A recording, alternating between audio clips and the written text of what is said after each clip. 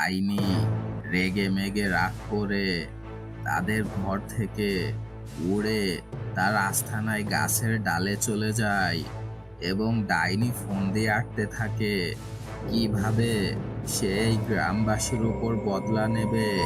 কেউ তাকে একটা নতুন শাড়ি পর্যন্ত কিনে দিল না। ডাইনি যেন রাগে ফুসফুস করছিল, তার জন্য আর কিছুই সহ্য হচ্ছিল না। একটাই তার নিয়ত ছিল, সে এই গ্রামের মানুষকে আবার বিপদে ফেলেই ছাড়বে, তাদেরকে ভালোভাবে থাকতে দিবে না। হ্যাঁ, মাথায় বুদ্ধি এসেছে। এখনই গিয়ে ছোঁয়ার ছুচুকে ডেকে নি। ওরাই একমাত্র আমাকে সাহায্য করতে পারবে। এখনই ফোনে কল করি।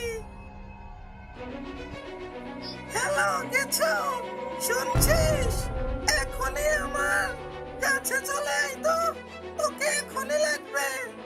হ্যাঁ, তুমি 5 মিনিট দেরি করো, আমি 10 মিনিটে আসছি।